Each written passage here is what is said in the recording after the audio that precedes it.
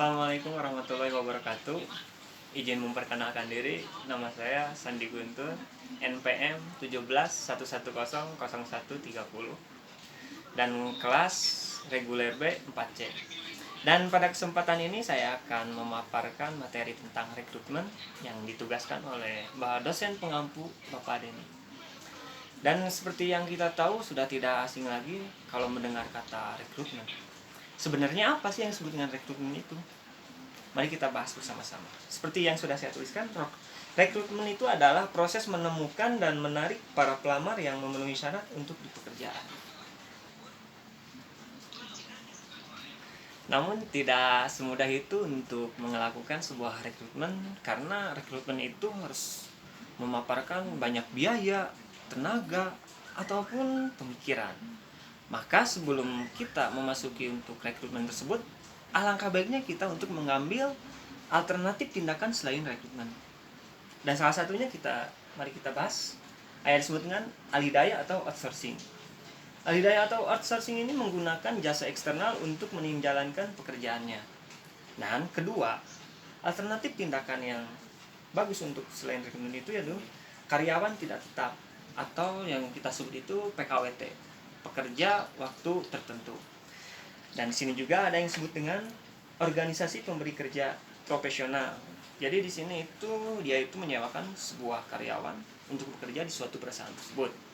Dan di sini juga ada yang disebut dengan kerja lembur, yang menekankan pada pekerja yang sudah tetap untuk melakukan pertambahan waktu. Oke, di sini juga setelah kita membahas dengan rekrutmen tersebut, terus sumbernya itu dari mana itu adanya rekrutmen tersebut. Dan mari bahas, kita ini ada sumber internal, ada juga dengan eksternal, atau kita yang sebutnya ada faktor dalam ataupun luar.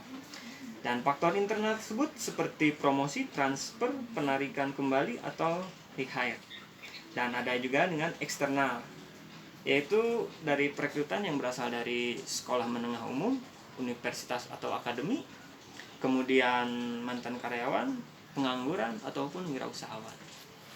Namun di sini juga seperti yang kita tahu kan, teknologi juga mendapatkan juga untuk bergelut dengan dunia IT atau internet.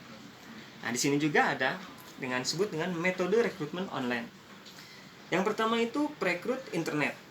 Artinya itu orang yang kerjanya menjalankan rekrutmen di internet. Dan yang kedua, ada bursa kerja virtual yang dilakukan satu pemberi kerja untuk menarik banyak pelamar. Dan yang ketiga itu ada dengan situs web karir perusahaan. Dan keempat, Weblog atau yang kita dengarnya itu di lingkungan masyarakat dengan blogger, ya. Dan yang terakhir itu ada dengan situs web ketenagakerjaan umum. Jadi di sini ada ketersediaannya untuk rekrutmen tersebut. Namun setelah kita memahami rekrutmen tersebut, yang pastinya kita itu tidak akan lepas dengan namanya problematika hidup. Atau di sininya itu dengan hambatan dan tantangan rekrutmen. Dan yang pertama itu hambatannya itu dengan rencana strategik, kebiasaan perekrut, kondisi lingkungan, persyaratan kerja, biaya, insentif, kebijakan organisasi. Nah, setelah kita kupas mengenai materi rekrutmen tersebut, setidaknya kita itu lebih mengetahui apa itu rekrutmen, kemudian yang lainnya. Sekian penjelasan saya menurut tentang arti rekrutmen tersebut. Mohon maaf apabila ada kesalahan. Wassalamualaikum warahmatullahi wabarakatuh.